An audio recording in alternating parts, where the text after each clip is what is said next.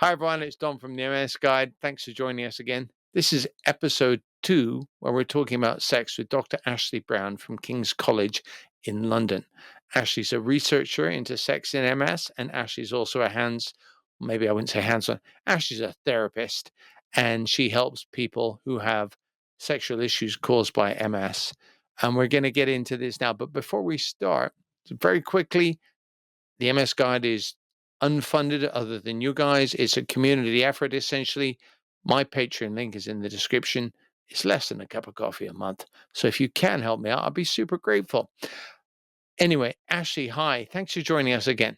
Hi, thanks for having me back, Dominic. Yeah. And if anybody who's been really observant notices Ashley's wearing the same shirt, it's because we are recording the 2 episodes back to back. But if you want to laugh at me for doing this, then you can go and check out episode 1. In fact, episode 2 will make a great deal more sense to you if you check out episode 1, and that's only about 15 minutes long, I think.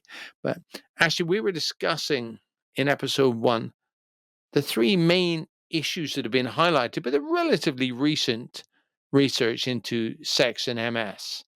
And with this episode, I wanted to talk more about, if somebody's listening to this and they're thinking, what are some practical hints and tips that they can take away? I mean, this is not online medical advice. You know that, I know that.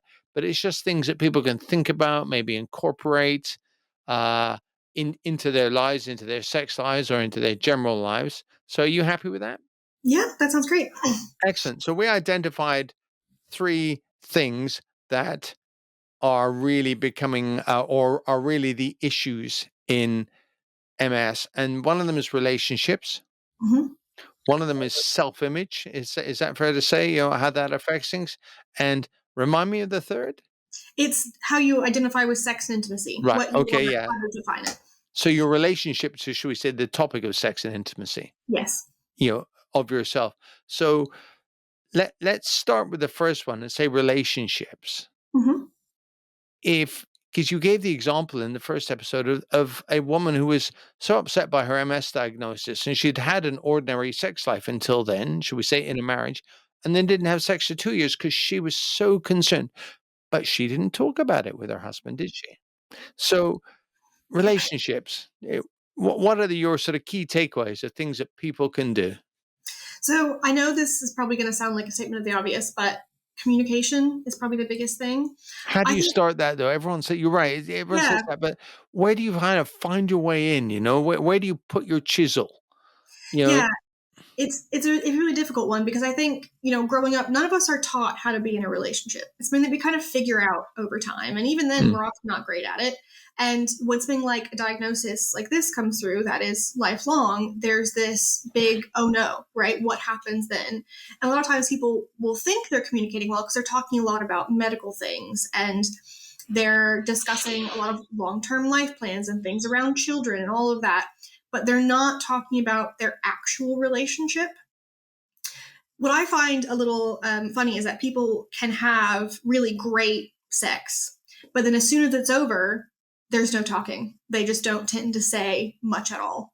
And I would really suggest with people who are struggling to pick a time to talk about hard things. If you don't schedule it, probably isn't going to happen. So scheduling, I mean, that's what I mean, finding your way into, shall we say, breaking into something that you've not done before, that your partner may look at you and go, excuse me, where are we going with this? Yep. Yeah. Think of it like a bit like, so you can start really basic questions like feedback, like what do you want more of? What do you want less of? What do you want the same of? And again, I'll talk a little bit later on about sex and intimacy and how those are separate things. But even if you just practice saying to yourself the words, I'm really struggling with X, Y, and Z things, making yourself say it out loud a few times first is going to make it easier to say it out loud to your partner. And the way I always describe this kind of thing is that the anxiety is the worst right before you say it. As soon as the conversation starts, it becomes much easier, but that hesitancy to get the first word out is often the biggest barrier. What was your first ever lecture that you suddenly go from being student to lecturer and you're standing in front of a class? Yeah, it's really hard. And you will kind of find that I noticed that when my vocal tics, when I was doing my first lecture, was to be like, oh my God, does that make sense? I would ask the question, does that make sense? Because I was trying to be out loud, is this working? everybody. Yeah. Right, In the middle right. of the lecture, I was trying to make sure that they were understanding what I was saying, but you develop communication over time, right? Mm. You're going to figure out with your partner what works best. And it might be that the first few times are awkward. Like with most things, including with sex and talking, practice, right? The first time you had sex probably wasn't amazing. Same thing it's going to be when you're talking about sex. Probably the first time you ever tried to like dirty talk, I'm sure it was awkward, right? But things get better, just like talking about sexual functioning gets better Yeah. and how your relationship is. So I often advocate something called a relationship check-in, which is, you set aside a time once a month. If you just Google like relationship check-in, there's tons and tons and tons of resources on what kind of questions you might want to ask, what things you might want to explore. And sex is often part of that, saying like, are you happy with where we're at with sex and intimacy? What are you scared of? And that's probably the easiest way in, is to just pick a consistent schedule to talk Right. over and over and over again. So pick a time, and if you're feeling slightly awkward, and I used to lecture you on my first one, I delivered it to the cat. I just stood at Nice. home and just, you get this vaguely bemused Moggy looking at you going, "What's he banging on about?" But it was just, but you just heard yourself getting the words out, and it was better. Yeah, definitely. Yeah, and you're right. It's how do you, the first time you stand up there, you just sort of stage fright. I don't know. You're just going, "Oh God." But yeah, no, it's so pick a time, practice if you have to, okay? And then use Google to find out more information about relationship check-ins as a tool, should we say?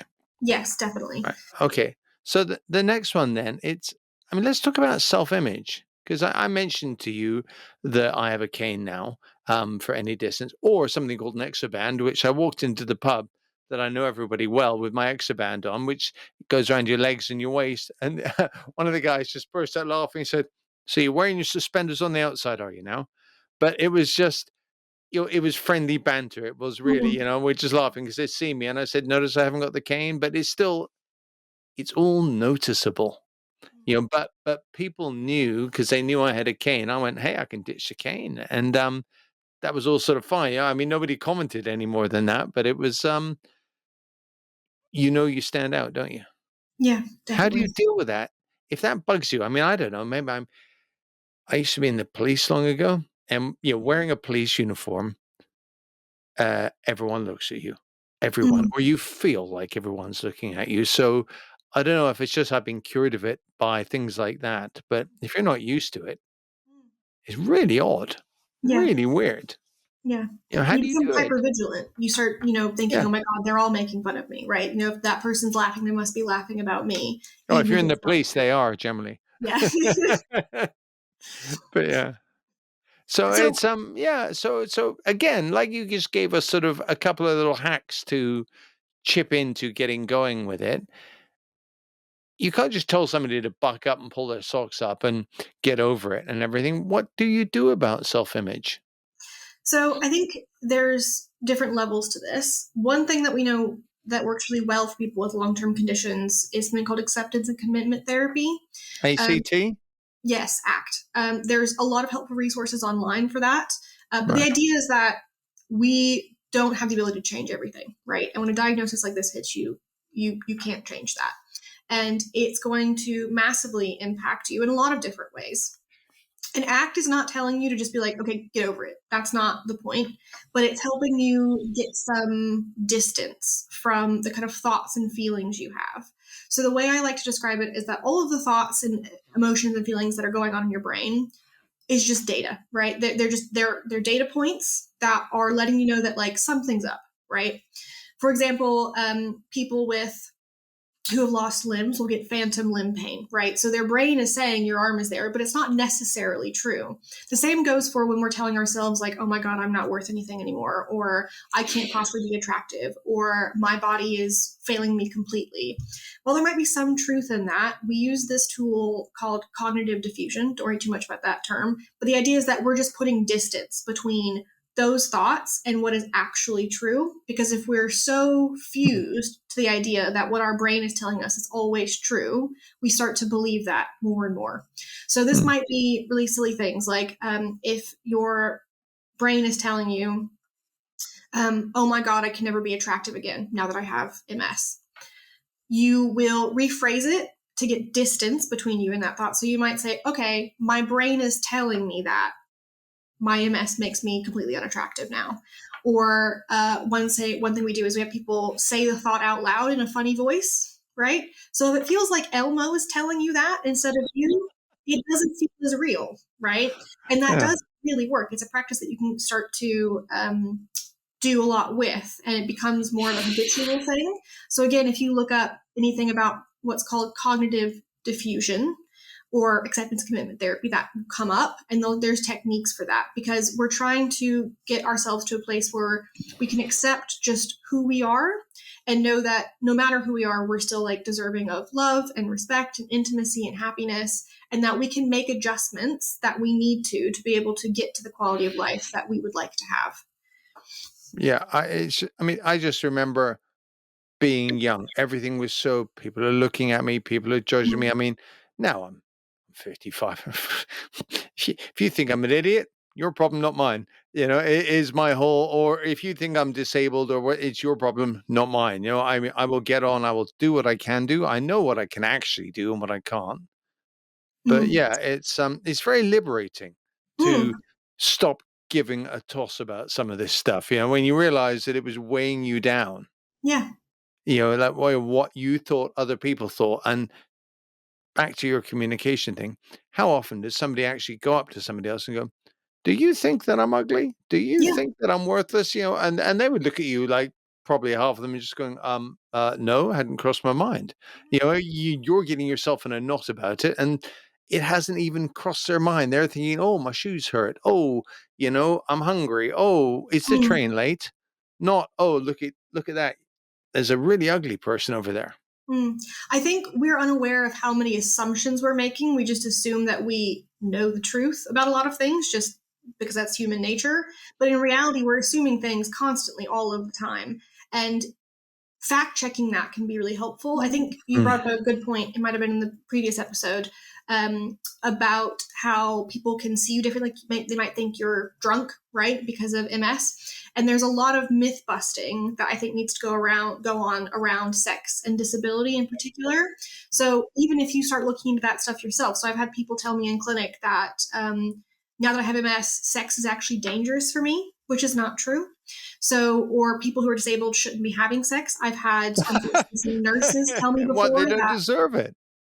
yeah, they don't deserve it, that it's going to hurt them, that it's like dangerous for them. I had one I'm nurse, laughing actually, but I really find that A, yeah, believable, and B, unbelievable in the yeah, same sort of it's thing. It's like, hard.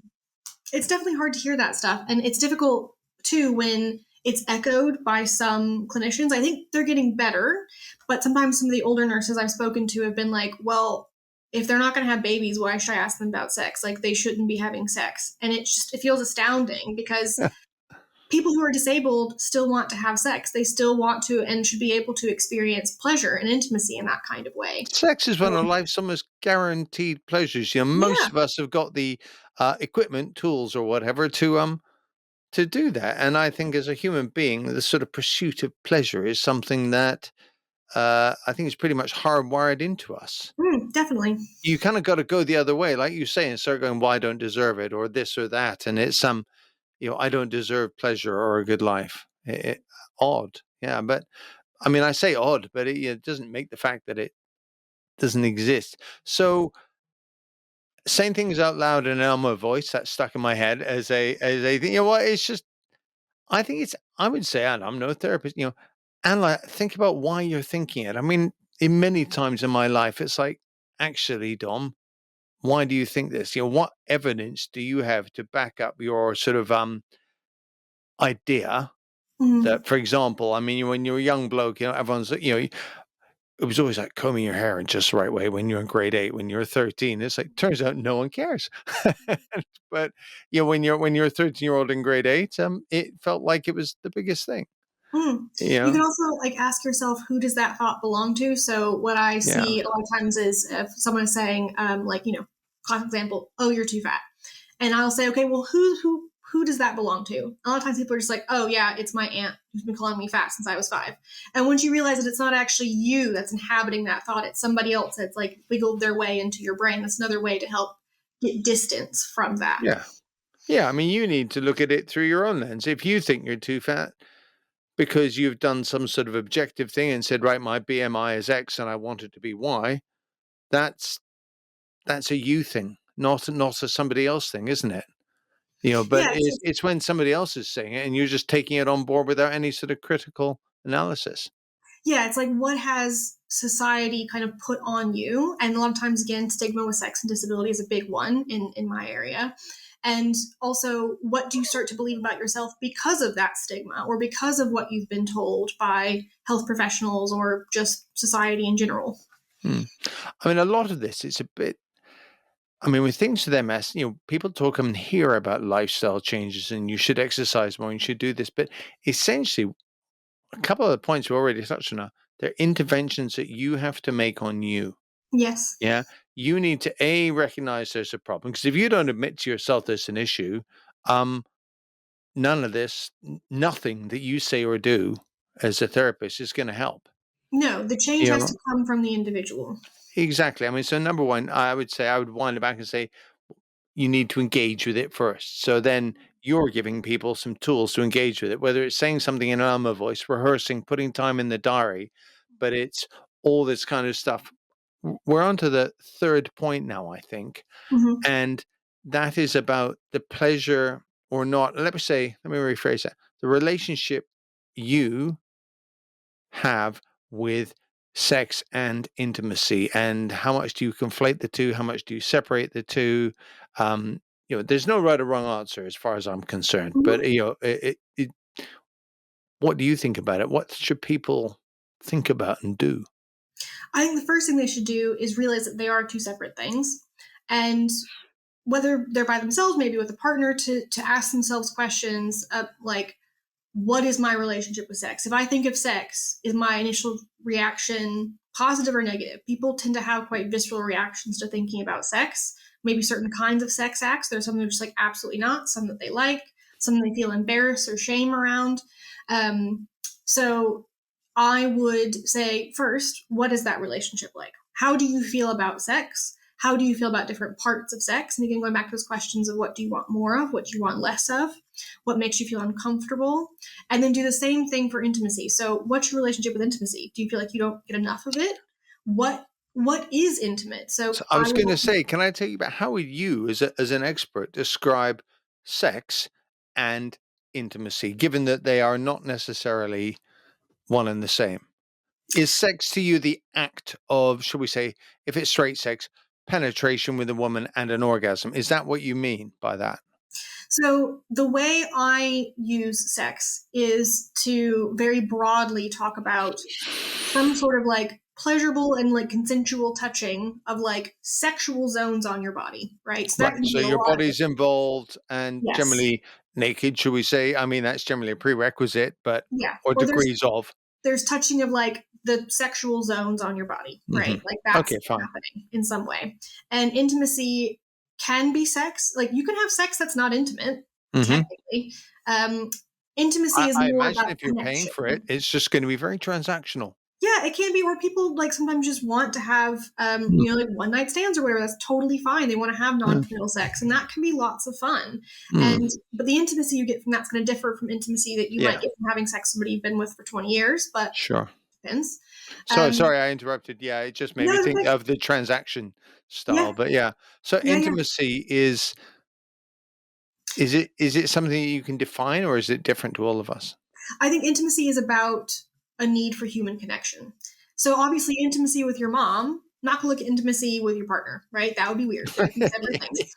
So And it illegal in many depends. places. Yes, exactly, for good reason. Yeah. So there's difference in intimacy based on what kind of relationship you're in. But in my world, when I'm speaking about Mm. sexual and intimate relationships, it's more about how do you feel connected both physically and emotionally to that person. So you might have emotional intimacy where you know everything about the person and you trust them with your life, but maybe you're afraid to cuddle them, right? So you might have great emotional intimacy, but not physical intimacy. I So think you my break best it mate would be put down. off if I tried to cuddle him. Yes. Yeah, but yeah, Yeah, we yeah. we do know a lot about one another in that sense. Yeah, But yeah, exactly. yeah. So you kind of say We like, have an how do we intimate break this relationship in a down? totally different way, I would say. There's we can talk about anything. you know, we've been friends for so long since we were 15 that just you can skip preamble. You know, it's that comfort of being able to skip preamble and knowing that they're not judging you because they already know you. No small talk, just straight to the important stuff. Oh yeah, well we're Yeah. blokes as well, so we yeah, Yeah. we don't we don't do that. It's more like, oh mate, my leg's hanging off. Yeah, but yeah, Mm-hmm. I think it is really important to like know what kind of intimacy you want more of. So like you might say, well, we are intimate. I'm like, okay, well, what kind of intimacy do you have? Or, if they say like that, they really miss touching that isn't sex. I say, okay, let's make a list of things that you like. Do you like cuddling? Do you like being big spoon, little spoon? Do you like when they play with your hair? Do you like, snuggling when you watch movies, like that kind of stuff. And what I will often do is I'll have couples engage in intimacy practices where I ban sex. I'm like, you cannot have sex. Not allowed. what? Okay, Because I think it takes the pressure off. So like a lot of people will report like the pressure to have sex. They will avoid intimacy because they're like, oh my God, what if they want it to turn into sex and I don't? What do I do then? And they freeze right, up. And right. that freezing prevents any kind of intimacy from happening. So I say, okay, well, let's set aside a time, an hour sometime this weekend. And I want you to do X, Y, and Z things together that you've agreed on, but I don't want you to do any sort of sexual touching. I want this to just be time to be intimate in other ways. And that can be really helpful. So again, scheduling, as boring and as adult as it sounds, it's really useful. We know that people who schedule sex and intimacy have better sexual and relationship satisfaction because schedules are difficult. And again, there's all this assumption of like, what are we going to do? What does he want? What do I want? And because of that, you again freeze and you don't engage in sex or intimacy. So setting aside time for that. There's a specific practice called sensate focus therapy, which works really well for this. It's about one, physical touch in a non-sexual way, and being able to communicate what that touch feels like. So, for example, the very first step of this is you're with a partner, and for 2 minutes, you take their hand and you just touch their hand. And they're telling you, like, I like it when you do this part of my hand, or like this kind of pressure. So you're getting used to saying what feels good, what doesn't, in a very low risk situation because it's not about sex. And then you move on to other parts of the body. So you just kind of explore what feels good when you touch me here. And eventually it can turn sexual, but it's forcing you to stay in the present moment with your partner, to be mindful of where you're at, and to just focus on what it feels like to be with them. There's some audio recordings and instructions of sensate focus therapy online. I would recommend people take a look at if they want to try that because it is really effective. Actually, just you've mentioned a ton of stuff, and I will put as much as I can in the description below. So whether you're listening to the podcast, it will be in the show notes, or watching it on YouTube or whatever, but it'll do that. And please, get in touch with me because I've got a reasonably direct line to Ashley. So if there's anything that I can't answer, I'll try and find out for you. But sorry to cut you off. But yeah, I thought it was a good time to just say, don't worry about trying to remember all this stuff. It'll be in the description. Yes, So other the people are sensei glad to do focus. that. Do you know what that makes me reminds me of when you were talking about rehearsing things, and I said, lecturing to the cat because it's a kind of no risk environment.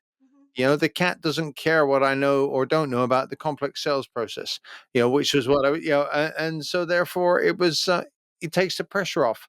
Yeah, Tell me how it feels to touch my hand, yeah. 2 fingers, a massage, whatever. hmm I mean, sex intimacy by definition requires some level of vulnerability. And you can't be vulnerable when it feels too risky, right? Mm, Your body and your brain are just not made for that. So you need to create an environment in which you can do the scary things in a low risk way. And the more you do it, the less risky it feels. right. Okay. Actually, this has been brilliant. I would, like I did in the last episode, but people hear this. We know that services are patchy in the UK at times, and I'm not sure about other countries, but if somebody wants to, if somebody's thinking, God, yeah, I really want to get a grip on this, and there's no Ashley Brown there that they can get in touch with or go and see, at King's College in London, how should they go about it? Raise it with their MS nurse, with their neurologist, with somebody else, there's neuropsychology, blah, blah, it's, if somebody says, right, I want to get into this. Mhm. I would, so if you're thinking more about issues with relationships and intimacy and communication and body image, psychosexual therapy is a good place to start because those clinics are designed to, one, be able to prescribe medication and kind of, medical They're assistance or not physical MS therapy. related necessarily, are they? No, they're not. What I often have people do is I will have the neurologists I work with or the MS nurses that work with them to send a letter of referral to psychosexual services Okay. explaining how the MS is affecting their sexual stuff. So you might say, like, this person's erectile dysfunction, they have tried X, Y, and Z medications, but they're also experiencing like performance anxiety or whatever it is. And that can be a really helpful way in. Most places have psychosexual services available to them, but people may not know how to get in touch. GP should have a list of services in the area. Right. Sometimes, like urogynecology or urology, might know who the local psychosexual services are. They're probably your best port of call for that kind of thing because we are trained to Mm. work with all of these aspects of sex. It's just helpful if we also have a letter from a neurologist or MS nurse giving like some very brief background on how MS is affecting you specifically. Mm. And I always think we overlook GPs to a certain extent. I've Yes. got a friend who's a GP who's like, God, they're essentially, they don't know everything, but they know how to find out most things. Yes. So it's that's one of the great things about GPs is they are really wired into, well, I can't help you, but here's where you want to go. So psychosexual services. Yes. That right? Okay, Ashley, I really appreciate you joining the MS Guide. I know you're busy doing a lot of marking right now, aren't you? Because Yes, you've definitely. now gone from student to teacher these days. So, all right. Well, look, I'll let you get back to your marking, and I really appreciate your time. And if anybody wants to get in touch, like I said, you can go through me. Um, or I think speak to your GP, neurologist, or nurse first. All right. Take care. Bye, Thank you Ashley. much, Dominic. Bye. My pleasure. Cheers.